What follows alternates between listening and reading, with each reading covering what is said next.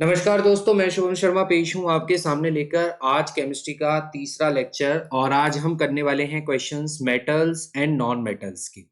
तो जैसा कि मैंने आपको अपने पिछले दो वीडियोस में एसिड बेसिस एंड सोल्ट और केमिकल इक्वेशन एंड रिएक्शंस के important MCQ with detailed explanation करवाए और आप लोगों ने उस पर बहुत अच्छा रिस्पॉन्स भी दिया। ठीक है, और मुझे उम्मीद है कि आपको जो चीजें मैं समझाना चाह रहा हूँ या जो क्वेश्चंस मैं आपको बताना चाह रहा हूँ वो क्वेश्चंस आप समझ पा रहे हैं, और उसके साथ साथ एक राइट स्ट्रेटेजी कि हम क्वेश्चंस को एलिमिनेट कैसे करते हैं, हम ऑप्शंस को एलिमिनेट कैसे करते हैं। क्योंकि अगर मैं बात करूं तो अब आप कोई भी पेपर अगर आप दोगे तो उसमें ये बात तो पक्की है कि 20 एमसीक्यू आपके आने वाले हैं with including assertion and reason. ठीक है, लेकिन ये 20 एमसीक्यू में अगर मैं 20 के 20 क्वेश्चंस ठीक कर देता हूं तो आपको लगता है कि भाई आपके जो क्वेश्चंस अगर गलत हो सकते हैं वो एमसीक्यू में ज्यादा चांसेस होते हैं। क्योंकि अगर आपने यहाँ राइट स्ट्रेटेजी या राइट अप्रोच नहीं रखा तो एक क्वेश्चन गलत होती है आपका एक नंबर डिडक्ट कर देगा, जो कि आपके कहीं ना कहीं ओवरऑल रिजल्ट पर भी इफेक्ट करेगा। तो इसलिए हमें ये स्ट्रेटेजी फॉलो करनी पड़ेगी कि हमारे एमसीक्यू बिल्कुल हमारे हाथ में रहने चाहिए, हमें उसमें से एक भी नंबर नहीं कटवाना। ठीक है, पेपर को अटेम्प्ट कैसे करना है, जब आप एग्जाम हॉल में जाएंगे तो जब आपके पास क्वेश्चन पेपर आएगा आप किस तरीके से अटेम्प्ट करेंगे, वो सारी चीजें मैं आगे आपको बताने वाला हूं। अगर आप इस चैनल पे जुड़ चुके हैं तो डेफिनेटली बोर्ड के एग्जाम तक मैं आपका साथ नहीं छोड़ने वाला। मैं आपको हर तरीके से आपको गाइडेंस देने वाला हूं, मैथ में और साइंस में दोनों में। और बाकी मेरी कोशिश रहेगी अगर अदर सब्जेक्ट्स में भी दे पाया तो डेफिनेटली मैं कोशिश पूरी करूंगा, पर मेरे कोर सब्जेक्ट जो है वो आपके मैथ और साइंस ही हैं। ठीक है, और अभी आप अभी देखेंगे कभी 5 फेब के बाद यानी कि 6 फरवरी से हमारा जो एप्लीकेशन है एम्बिशन एकेडमी हापुड़, जो कि आपको हमारे गूगल प्ले स्टोर पे मिलेगा, वहां से आप जब इसे डाउनलोड करेंगे तो वहां पर अभी मैं वहां पर मॉक टेस्ट लगाने वाला हूं, यानी कि आप सभी के लिए मॉक टेस्ट लाने वाला हूं, मैथ के भी और साइंस के भी। ठीक है, और बहुत प्रीमियम ये मॉक टेस्ट लाने वाला हूं जिसमें मतलब आप ये समझिए जितनी वीडियोस आपने की, जितने एमसीक्यू आपने किए, जितने एमसीक्यू आपकी बुक में है, जितने एमसीक्यू आपके एग्जाम्पलर उसमें है, क्या बोलते हैं आपके प्रैक्टिस पेपर में है, सैंपल पेपर में है, तो डेफिनेटली वो सारे एमसीक्यू की प्रैक्टिस आप यहां पर करोगे। इसकी प्रैक्टिस से क्या होगा, इसकी प्रैक्टिस से ये होगा कि आपकी जो तैयारी है वो बूस्ट होगी, आपका कॉन्फिडेंस बूस्ट होगा। आप अंडर कॉन्फिडेंस में नहीं जाएंगे, आपको ऐसा नहीं लगेगा कि मेरे नंबर्स कोई मतलब कम तो नहीं हो जाएंगे। तो ऐसी सारी चीजों को दुविधाओं को बचने के लिए मैं मॉक टेस्ट वहां पर स्टार्ट करने वाला हूं। लेकिन उसके लिए आप अभी से ही डाउनलोड करके रख लीजिए एम्बिशन एकेडमी हापुड़, जिससे जैसे ही ये मॉक टेस्ट आपके लॉन्च होंगे तुरंत आपको नोटिफिकेशन आ जाएगा और तुरंत आप वहां पर उसको ज्वाइन करके अपना मॉक टेस्ट अटेम्प्ट करेंगे। छोटे छोटे मॉक टेस्ट होंगे, 20-20 मिनट के मॉक टेस्ट होंगे। ज्यादा टाइम हम आपका खर्च नहीं करेंगे, लेकिन 20 मिनट के मॉक टेस्ट में 20 क्वेश्चंस आपको मिलेंगे, जिन 20 क्वेश्चंस का आप जब अटेम्प्ट करोगे तो डेफिनेटली आप देखोगे जब आप पेपर में बैठोगे तो मोस्टली क्वेश्चंस आपको वही दिखेगा जो मैंने यूट्यूब पे करवाया था या फिर मैंने आपको मॉक टेस्ट में दिया था। तो आइए, इतनी सारी डिटेल्ड बात करने के बाद अब हम अपने अगले चैप्टर की तरफ चलते हैं जिसका नाम है मेटल्स एंड नॉन मेटल्स। ठीक है, मेटल्स एंड नॉन मेटल्स का क्वेश्चंस आपके सामने जैसे ही ओपन होगा आपको क्या करना है, वीडियो को पॉज करना है, अपना आंसर टिक कर देना है और उसके बाद आपको उसका आंसर चेक करना है कि आपका आंसर सही था या गलत था। तो यही आपका एक छोटा सा क्विक टेस्ट हो जाता है जिसमें आपको खुद को एनालाइज करने का मौका मिल जाता है। ठीक है, पहला क्वेश्चन आपके सामने ये रहा। क्वेश्चन है हमारे सामने, aluminium is used for cooking utensils. हमारा जो एल्यूमिनियम मेटल है उसका इस्तेमाल हम बर्तनों को बनाने में करते हैं, खाने के जो बर्तन होते हैं उसमें इस्तेमाल करते हैं। तो बताइए एल्यूमिनियम का इस्तेमाल क्यों किया जाता है बर्तन बनाने के लिए, ऐसी कौन सी प्रॉपर्टीज हैं जो इसके लिए रिस्पॉन्सिबल हैं। याद रखना एल्यूमिनियम का बहुत इस्तेमाल होता है, लेकिन एप्लीकेशन के आधार पर हमें उसका यूजेस बताना है, क्योंकि ये चारों ही यूजेस जो है वो एल्यूमिनियम के ही हैं। एल्युमिनियम थर्मल कंडक्टिविटी अच्छी रखता है, इलेक्ट्रिकल कंडक्टिविटी अच्छी है क्योंकि इसके वायर्स भी होते हैं, तार भी बनाए जाते हैं।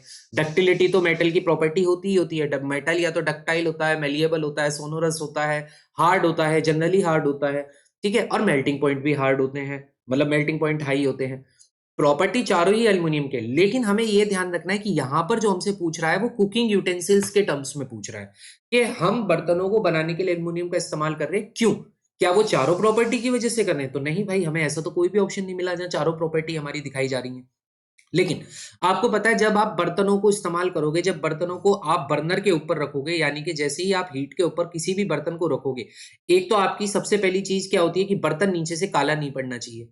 ठीक है, दूसरी बात क्या होती है कि बर्तन के अंदर रखा हुआ जो आपने जो भी उसके अंदर मटेरियल डाला हुआ है वो मटेरियल बहुत अच्छे से हीट होना चाहिए, क्योंकि हम सब्जी तो पका रहे हैं, हम चाय बना रहे हैं, सब्जी पका रहे हैं, कुछ भी बना रहे हैं गैस पे रख के, तो उसकी हीट बहुत अच्छी होनी चाहिए। तो उसमें डक्टिलिटी का तो कोई रोल है ही नहीं। दूसरी बात क्या है, आप बर्तन को सपोज करो, आपने बर्तन रखा बर्नर के ऊपर और बर्तन रखते ही जो है उसकी शेप आड़ी तिरछी हो गई। अब आड़ी तिरछी शेप होने का मतलब क्या है कि जो आपने मेटल का बर्तन रखा है वो मेटल के बर्तन का मेल्टिंग पॉइंट हाई था ही नहीं, वो उतनी हीट को झेल ही नहीं पाया। तो जनरली हमें जो मेटल चाहिए होते हैं वो मेटल चाहिए होते हैं जिनका हाई मेल्टिंग पॉइंट होगा, हम उन्हीं को इस्तेमाल करेंगे कुकिंग यूटेंसिल्स के रूप में। तो ये बात तो पक्की है कि फोर्थ ऑप्शन बिल्कुल सही है कि एल्युमिनियम कुकिंग यूटेंसिल में अगर हम इस्तेमाल कर रहे हैं तो उसके लिए हमें एक प्रॉपर्टी चाहिए that is high melting point. ठीक है, उसके बाद डक्टिलिटी का कोई लेना देना नहीं है। अच्छा, इलेक्ट्रिकल कंडक्टिविटी का कोई लेना देना नहीं है। ठीक है, क्योंकि यहां पर हम क्या कर रहे हैं, यहां पर हम मेटल को गर्म कर रहे हैं ना कि मेटल में इलेक्ट्रिसिटी पास कर रहे हैं, तो इसलिए इसकी इलेक्ट्रिकल कंडक्टिविटी भी इस प्रॉपर्टी के आधार पर नहीं बैठती। दो ऑप्शन तो हमने एलिमिनेट कर दिए। Thermal conductivity, thermal conductivity, thermal शब्द ही हीट से होता है, जो आसानी से हीट कंडक्ट करे, जो हीट को लॉस ना होने दे, पूरी हीट को कंडक्ट कर पाए, तो अच्छी थर्मल कंडक्टिविटी होती है डेफिनेटली, तभी आप एल्युमिनियम के बर्तन बनाते हैं। तो इसका मतलब फर्स्ट एंड फोर्थ दोनों प्रॉपर्टीज ऑप्शन के आधार पर बिल्कुल सही है, इस एप्लीकेशन के आधार पर बिल्कुल सही है। तो हमारा जो ऑप्शन नंबर डी होगा वो बिल्कुल सही आंसर होगा।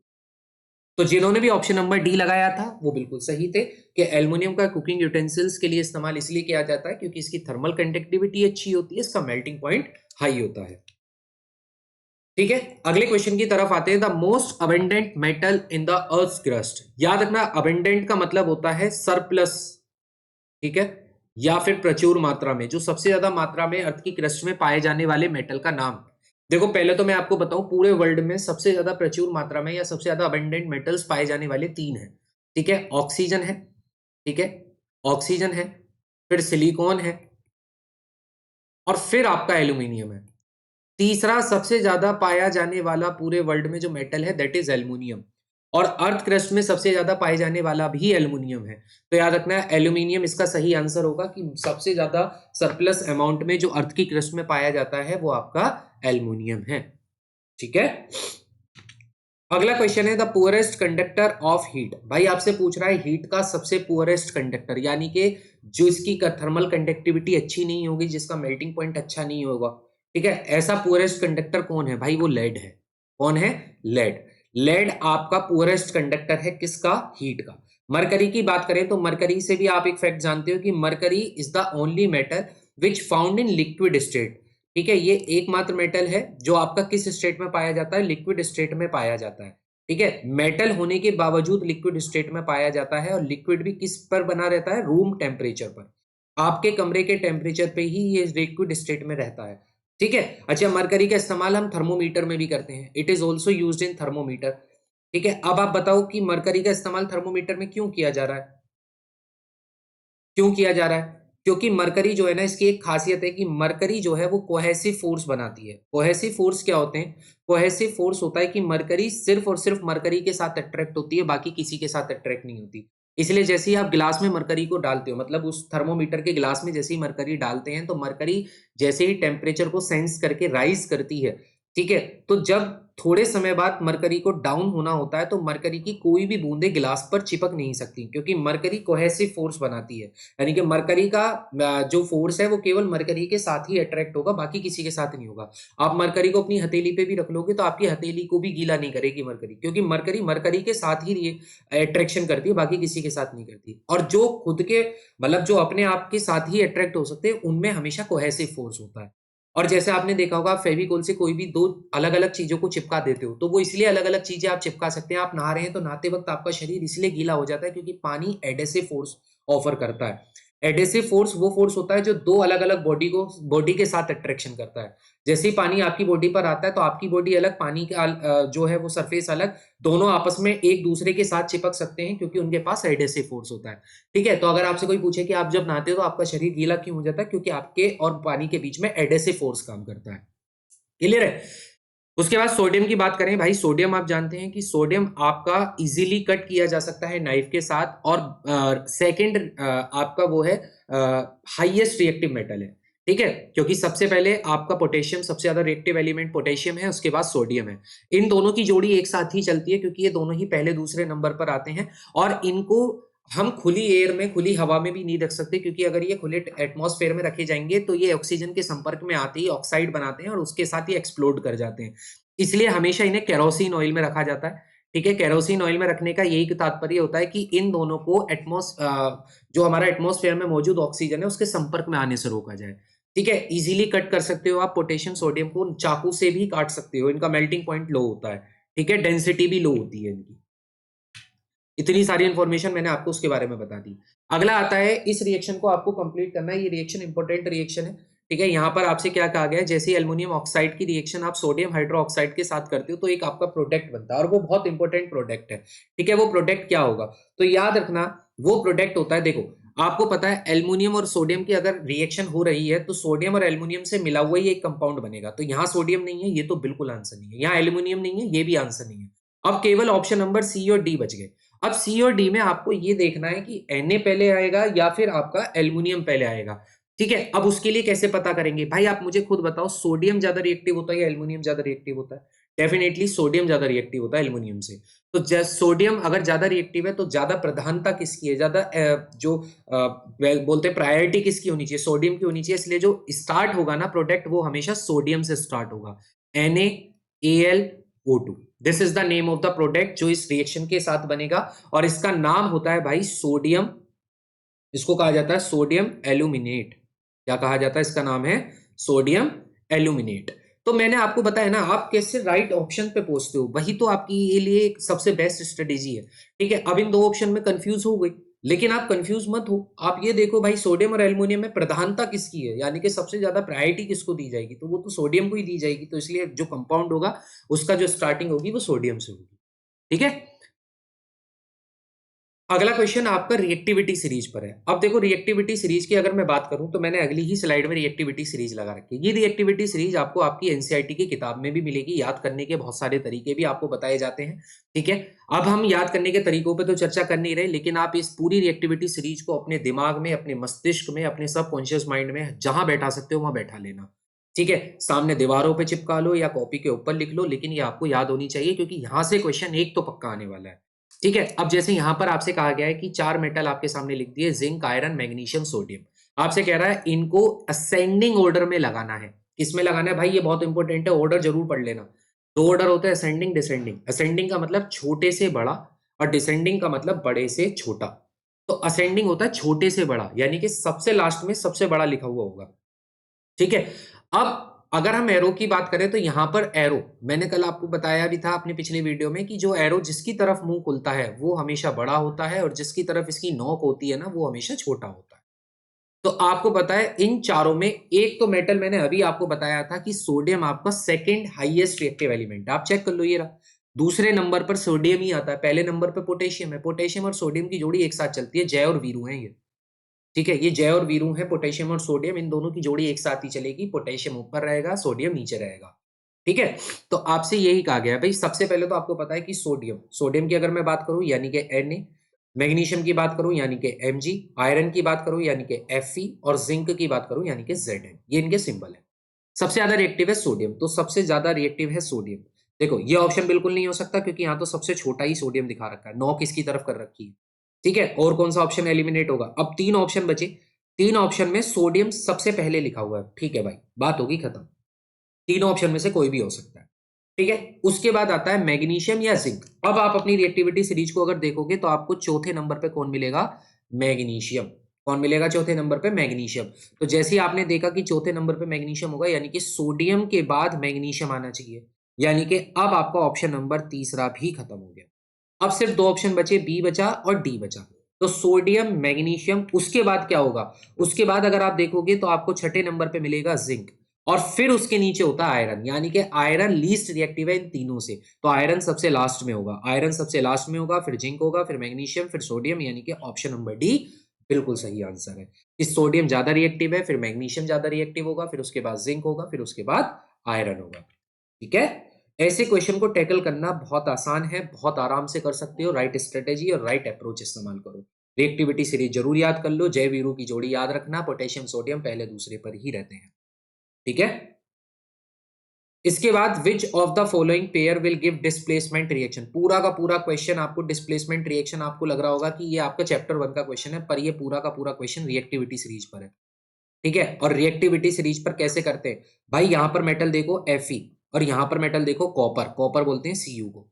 यहाँ पर मेटल है Ag, यहाँ पर मेटल हो गया कॉपर, यहाँ मेटल है कॉपर, यहाँ मेटल हो गया सिल्वर यानी कि Ag, यहाँ मेटल है सोडियम और यहाँ मेटल है कॉपर। अब देखो, हमेशा रिएक्शन का एक रूल है, कभी भी डिस्प्लेसमेंट जब भी होगा, डिस्प्लेसमेंट होता है most reactive element less reactive element को डिस्प्लेस करता है। ठीक है, यानी कि जो सबसे ज्यादा प्रायोरिटी जिसको मिली है वही केवल लेस रिएक्टिव को हटा सकता है, बाकी कोई नहीं हटा सकता। अगर मैं बात करूं FeSO4 की रिएक्शन कॉपर के साथ, पहला ऑप्शन तो यही है, पहला ऑप्शन तो ये कह रहा है। दूसरे ऑप्शन में कह रहा है अगर हम सिल्वर नाइट्रेट की रिएक्शन कॉपर के साथ करें। तीसरे ऑप्शन में कह रहा है अगर हम कॉपर सल्फेट की रिएक्शन सिल्वर के साथ करें। और चौथे ऑप्शन में आपसे कह रहा है अगर हम NaCl यानी कि सोडियम क्लोराइड की रिएक्शन कॉपर के साथ करें। तो कौन सी यहां पर डिस्प्लेसमेंट रिएक्शन देने वाली है? आप देखो Fe और कॉपर, ठीक है, अगर आप अपनी रिएक्टिविटी सीरीज देखोगे तो आपको मिलेगा कॉपर यहां पर है, यहां पर, ठीक है, कॉपर यहां पर बैठा हुआ है, जबकि आयरन इसके ऊपर है। तो यानी कि मोस्ट रिएक्टिव कौन हुआ? एरो तो दिख ही रहा होगा, नीचे से जैसे जैसे ऊपर जा रहे हो सबसे रिएक्टिव एलिमेंट मिलता जा रहा है। तो कॉपर नीचे है, आयरन ऊपर है, तो यानी कि आयरन ज्यादा रिएक्टिव है। तो आयरन अगर ज्यादा रिएक्टिव है तो इसका मतलब है क्या कॉपर आयरन को हटा पाएगा? आप कहोगे बिल्कुल नहीं हटा सकता, कॉपर सल्फेट यहां बन ही नहीं सकता, यानी कि ये रिएक्शन हो ही नहीं सकती किसी भी कीमत पे, क्योंकि कॉपर आयरन को नहीं हटाएगा। हटाता हमेशा वो है जो सबसे ज्यादा रिएक्टिव होता है। यहाँ कॉपर रिएक्टिव नहीं है, यहाँ आयरन रिएक्टिव है। और आयरन कॉपर को क्यों हटाएगा? कॉपर के पास कुछ है ही नहीं। तो हटाना किसको है? कॉपर हटाना चाहता है। ठीक है, यहां देखो, कॉपर और सिल्वर, क्या कॉपर सिल्वर को हटा सकता है? अब हम देखेंगे, ये रहा कॉपर और यहां बैठा हुआ है सिल्वर, तो कॉपर सिल्वर से ज्यादा रिएक्टिव है। अगर कॉपर ज्यादा रिएक्टिव है तो बिल्कुल कॉपर सिल्वर को हटा सकता है, यानी कि यही एक डिस्प्लेसमेंट रिएक्शन होगी। ऑप्शन नंबर 20 का बिल्कुल सही आंसर है। बाकी आप दोनों ऑप्शन भी चेक कर सकते हो, सिल्वर आपका कॉपर को नहीं हटाएगा क्योंकि कॉपर ज्यादा रिएक्टिव है। सोडियम को तो कोई हटा ही नहीं सकता, किसी माई के लाल में दम नहीं है, सिर्फ अगर हटा सकता है तो पोटेशियम, बाकी कोई नहीं हटा पाएगा। ठीक है, जय और वीरू एक ही साथ चलेंगे और जय और वीरू ही एक दूसरे को हटा सकते हैं, बाकी उनको कोई जुदा नहीं कर सकता। क्लियर है? तो इसलिए ऑप्शन नंबर बी इसका सही आंसर होगा। अगले क्वेश्चन पर आते हैं। आपसे कह रहा है जो नॉन मेटल्स होते हैं वो कोवेलेंट क्लोराइड्स बनाते हैं, क्यों? देखो जी, बॉन्डिंग बनती है, ठीक है, बॉन्ड, अगर कोवेलेंट बॉन्ड की बात करूं तो कोवेलेंट बॉन्ड वो बॉन्ड होते हैं जो शेयरिंग करते हैं। किसकी करते हैं शेयरिंग? इलेक्ट्रॉन की, शेयरिंग ऑफ एन इलेक्ट्रॉन। ठीक है भाई, कुछ ऐसे होते हैं, कुछ ऐसे एलिमेंट्स मौजूद होते हैं जो दोनों के दोनों ही या तो डोनर की तरह काम कर सकते हैं या दोनों के दोनों एक्सेप्टर के रूप में काम कर सकते हैं। जैसे कार्बन, कार्बन की जितने भी कंपाउंड्स बनते हैं, कार्बन के जितने भी कंपाउंड्स बनते हैं वो सभी के सभी कोवेलेंट बॉन्डिंग शो करते हैं, सभी के सभी। क्यों? क्योंकि कार्बन की अगर आप वैलेंसी चेक करोगे तो कार्बन की वैलेंसी होती है भाई 4, कार्बन की वैलेंसी होती है 4। कार्बन के आउटर मोस्ट शेल में 4 इलेक्ट्रॉन मौजूद है, वो 4 इलेक्ट्रॉन लेने में भी उतनी एनर्जी खर्च करेगा जितना 4 इलेक्ट्रॉन देने में उसकी एनर्जी जाएगी। कहने का मतलब है कि उसके पास दोनों चीजों में इक्विवेलेंस बनी हुई है, वो 4 इलेक्ट्रॉन दे भी नहीं सकता और वो 4 इलेक्ट्रॉन पूरे पूरे ले भी नहीं सकता। तो वहां पर क्या होता है कि कार्बन की बॉन्डिंग, कार्बन की जो बॉन्डिंग होती है वो एक शेयरिंग के रूप में काम करती है। कार्बन हाइड्रोजन को कहता है कि भाई देख, मेरे को आवश्यकता है कि मेरे को 4 इलेक्ट्रॉन पूरे करने हैं, क्योंकि हर कोई एलिमेंट इस सृष्टि में जो पाया गया है वो अपने आप को हमेशा बैलेंसिंग में रखना चाहता है, वो हमेशा अपने आप को स्टेबल बनाए रखना चाहता है। अगर वो अनस्टेबल रहेगा तो वो रिएक्शन करता फिरेगा। ठीक है, अनस्टेबल एलिमेंट ही रिएक्शन के लिए हमेशा घूमते रहते हैं, बाकी जो स्टेबल होते हैं, जिनकी सारी शेल्स पूरी होती है, वो कभी रिएक्शन नहीं करता। आपने नियोन की रिएक्शन नहीं देखी, आर्गन की रिएक्शन नहीं देखी, क्योंकि इनकी सारी शेल कंप्लीट होती हैं, इसलिए इन्हें इनर्ट गैस या नोबल गैसेस कहा जाता है, क्योंकि इनके पूरे शेल कंप्लीट होने की वजह से किसी और के साथ रिएक्शन के लिए अलाउ करते ही नहीं है। लेकिन जिनके पास किसी ना किसी चीज की कमी या किसी ना किसी चीज की अधिकता रहती है, मतलब ज्यादा एलिमेंट इलेक्ट्रॉन्स उनके पास रहते हैं, तो वो हमेशा अपनी रिएक्शन इसलिए करते हैं क्योंकि वो अपने आप को स्टेबल बनाना चाहता है। अब स्टेबल या तो वो आयोनिक बॉन्डिंग के थ्रू होता है या कोवेलेंट बॉन्डिंग के थ्रू होता है। तो कोवेलेंट बॉन्डिंग में इलेक्ट्रॉन की शेयरिंग करवाई जाती है। तो वो आपसे ये कह रहा है कि जो नॉन मेटल्स होते हैं, कार्बन भी नॉन मेटल है, हालांकि कार्बन मेटलॉइड्स है, क्योंकि कार्बन के एलेक्ट्रॉप्स में एक एलेक्ट्रॉप ऐसा है जो कार्बन का बहुत अच्छा मेटल कहलाता है, उसका मेटल का रूप है जैसे ग्रेफाइट, और एक आपका डायमंड होता है जो कि बहुत अच्छा नॉन मेटल है। ठीक है, तो कार्बन को इसलिए हम क्या बोलते हैं? कार्बन को इसलिए हम मेटालॉइड्स कहते हैं। ठीक है, ऐसे ही एक मेटालॉइड्स आपका सिलिकॉन भी होता है, सिलिकॉन का इस्तेमाल हम करते हैं सेमीकंडक्टर के रूप में। ठीक है, कार्बन लंबी चेन बना सकता है, इसलिए जितने भी कार्बन के कंपाउंड होते हैं वो लॉन्ग चेन के कंपाउंड होते हैं। वो आप सब अगले चैप्टर यानी कि कार्बन एंड इट्स कंपाउंड में पढ़ेंगे। तो कोवेलेंट को नाम पढ़ते ही जैसे ही आपको कोवेलेंट का नाम आए तुरंत आप समझ जाना कि इलेक्ट्रॉन की शेयरिंग हुई है और ये रहा शेयर इलेक्ट्रॉन्स, यानी कि ऑप्शन नंबर बी इसका सही आंसर है कि they can share electrons with chlorine, क्योंकि कोवेलेंट बॉन्ड्स हमेशा शेयरिंग से ही बनते हैं। अगला क्वेश्चन आता है भाई, अगला क्वेश्चन है कि ये कह रहा है कि iron of oxides would be obtained, iron के कौन से ऑक्साइड्स यहां पर ऑब्टेन्ड होंगे अगर आयरन की स्टीम के साथ रिएक्शन करवाई जाए, वो भी प्रोलॉन्ग्ड यानी कि बहुत लंबे समय तक। ठीक है, तो अगर मैं यहां पर बात करूं जैसे ही Fe की रिएक्शन स्टीम के साथ करवाई जाती है और वो भी प्रोलॉन्ग्ड स्टीम यानी कि बहुत लंबे समय तक अगर आप इसको करवाओगे रिएक्शन को, तो जैसी ही रिएक्शन होती है आयरन जैसे ही स्टीम के साथ रिएक्ट करता है तो याद रखना आयरन का प्रोडक्ट बनता है Fe3O4। ठीक है, क्या बनता है Fe3O4 और बाहर निकलती है हाइड्रोजन गैस, ये H2 गैस यहां पर बाहर आ जाती है। तो जैसे ही आयरन स्टीम के साथ रिएक्ट करता है यानी कि वेपर के साथ रिएक्ट करता है यानी कि गैस की फॉर्म में रिएक्ट करता है पानी के साथ, तो वैसे ही आपका जो आयरन का कंपाउंड बनता है वो बनता है Fe3O4। इसको कहा जाता है iron second third oxide, iron second third oxides. ऐसा इसलिए कहा जाता है क्योंकि इस प्रोडक्ट में आयरन के दोनों ऑक्सीडेशन स्टेट मौजूद होती हैं, आयरन +2 में भी मौजूद होता है और आयरन +3 में भी मौजूद होता है। दैट्स वाई इसे आयरन टू थर्ड ऑक्साइड्स कहा जाता है। स्पेशल रिएक्शन है, बहुत इंपॉर्टेंट रिएक्शन है, याद रखेंगे। आयरन जब प्रोलॉन्ग्ड स्टीम के साथ रिएक्शन करता है तो जो प्रोडक्ट बनाता है वो आपका Fe3O4 होता है, यानी कि ऑप्शन नंबर सी बिल्कुल सही आंसर। ठीक है, अगला क्वेश्चन आता है इसमें से कौन सा आयोनिक कंपाउंड्स नहीं है। अभी मैंने आपको बताया कि आयोनिक कंपाउंड्स, अभी कोवेलेंट बॉन्डिंग्स की हमने बात की। कोवेलेंट बॉन्डिंग्स वो होती हैं जो नॉन मेटल्स के बीच में बनती हैं, लेकिन अगर कभी भी कोई मेटल नॉन मेटल के साथ रिएक्ट करता है, नॉन मेटल के साथ रिएक्ट करता है, तो वो जो बॉन्डिंग बनाता है दैट इज आयोनिक बॉन्डिंग। क्यों? क्योंकि आपको पता है मेटल बहुत अच्छे डोनर है, मेटल अपने इलेक्ट्रॉन को डोनेट करते हैं, जबकि नॉन मेटल बहुत अच्छे एक्सेप्टर हैं, वो इलेक्ट्रॉन को एक्सेप्ट करते हैं। जब एक देने वाला होता है और एक लेने वाला होता है तो दोनों के कॉम्बिनेशन से जो कंपाउंड बनता है that is known as the ionic compound. ये आपका आयोनिक कंपाउंड होता है। क्या होता है? आयोनिक कंपाउंड होता है। कार्बन का तो मैंने अभी आपको बता दिया, कार्बन कभी भी आयोनिक बॉन्ड नहीं बनाता बल्कि कोवेलेंट बॉन्ड बनाता। ऑप्शन नंबर 3 तो बिल्कुल नहीं है। अब 3 जिन जिन में आ रहा है काट दो, देखो खत्म हो गया यार, सही ऑप्शन तो तुम्हें वैसे ही मिल गया।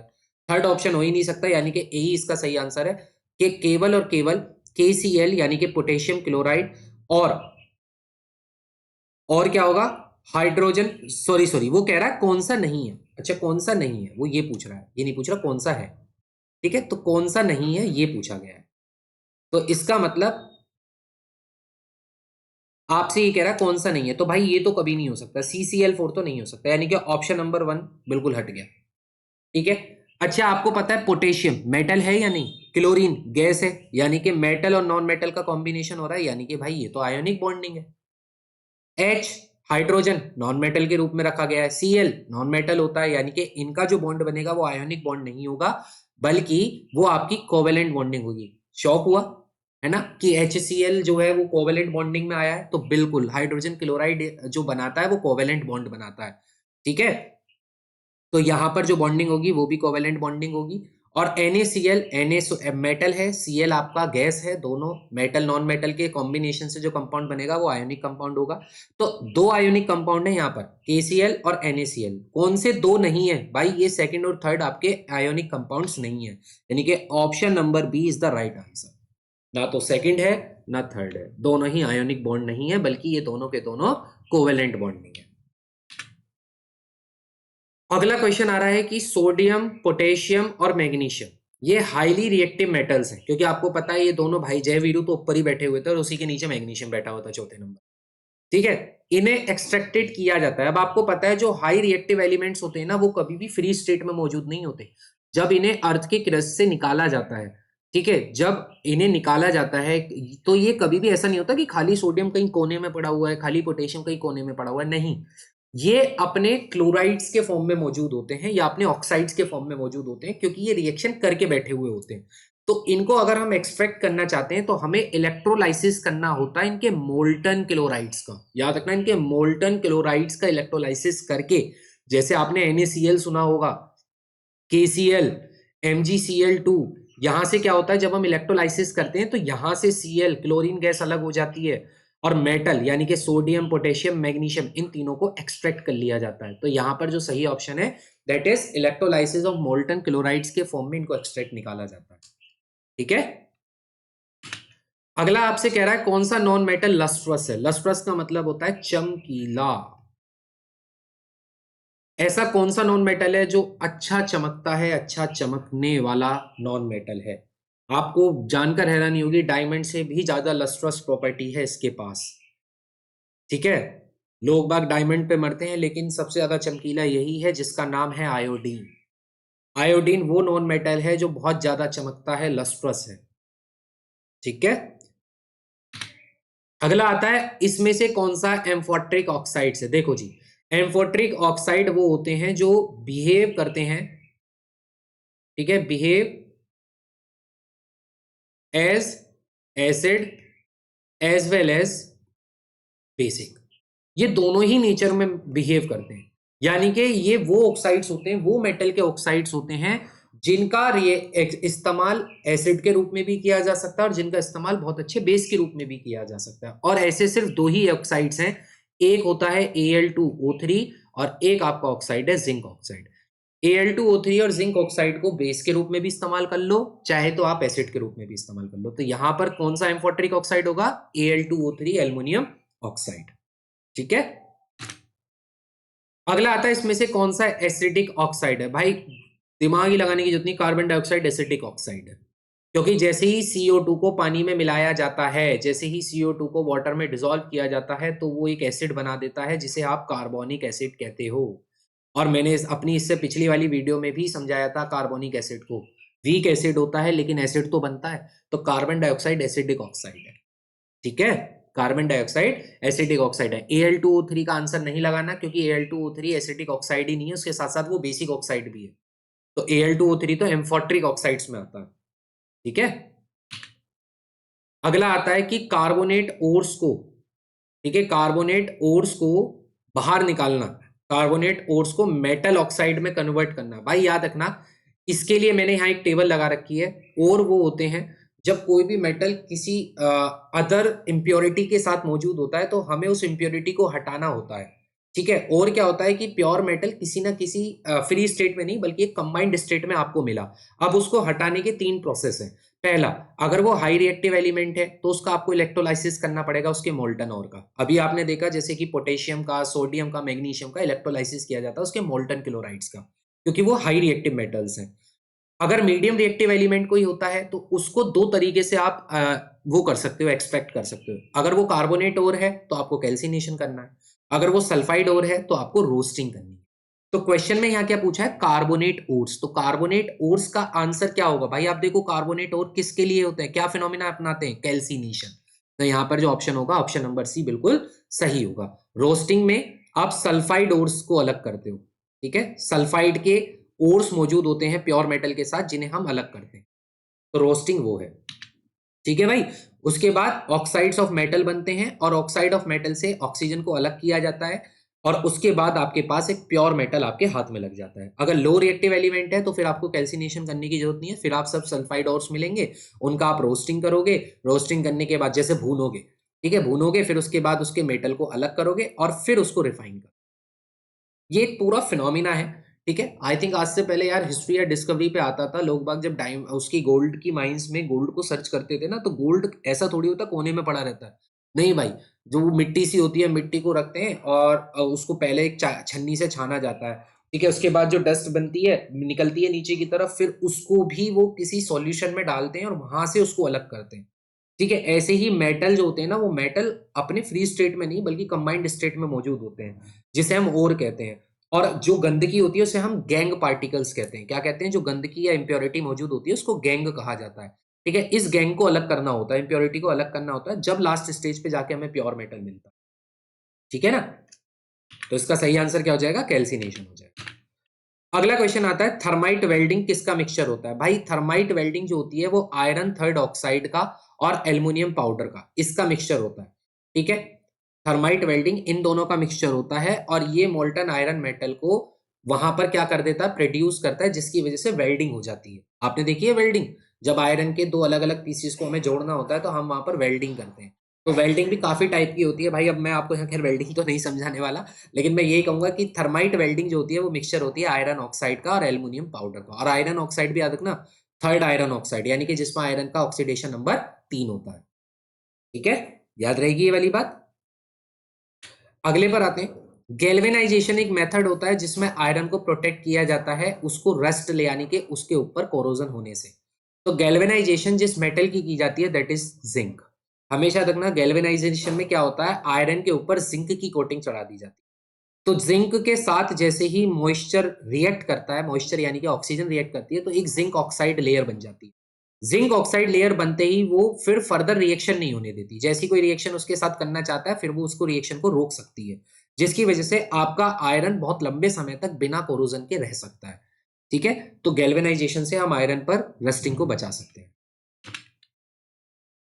अगला आपसे कह रहा है एक एल्युमिनियम एक एलिमेंट है आपका एक्स जो कि सॉफ्ट है और उसको चाकू से काटा जा सकता है। यार अभी तो बताया था सोडियम पोटेशियम, अब दोनों तो एक साथ मिले नहीं है तो सोडियम ही है। ठीक है, मैंने अभी बताया था वाइग्रेसली रिएक्ट करता है, ओपन एयर में नहीं छोड़ सकते आप इसे बिल्कुल भी, बहुत तेजी से रिएक्शन कर जाता है, वाइग्रेसली रिएक्शन करता है, तो इसलिए सोडियम ही है जिसको इजीली चाकू से काटा जा सकता है। आपसे कह रहा है रिएक्शन हुई है एक्स और वाई के बीच में और एक जेड कंपाउंड बना। एक्स और वाई को रिएक्ट करने पर एक कंपाउंड बना जेड।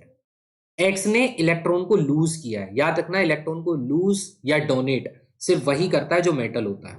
तो एक्स इसका मतलब मेटल रहा होगा अगर उसने लूज इलेक्ट्रॉन का। वाई ने इलेक्ट्रॉन को गेन किया है यानी कि एक्सेप्ट किया है, तो इसका मतलब ये नॉन मेटल होगा। क्या होगा, नॉन मेटल होगा। और भाई मेटल और नॉन मेटल मिलकर कौन सा बनाते हैं, आयोनिक कंपाउंड। क्या बनाते हैं, आयोनिक कंपाउंड। आयोनिक कंपाउंड बहुत स्ट्रॉन्ग कंपाउंड होते हैं, जनरली सॉलिड होते हैं और इनका मेल्टिंग पॉइंट हाई होता है। आपसे कह रहा है कौन सी प्रॉपर्टी शो नहीं करेगा, भाई हाई मेल्टिंग पॉइंट तो बिल्कुल होता है, लो तो नहीं होता, खत्म कहानी। ठीक है, लो मेल्टिंग पॉइंट तो बिल्कुल भी नहीं होता, यानी कि जो यहाँ पर प्रॉपर्टी शो नहीं की जाएगी जेड के द्वारा वो यही हो।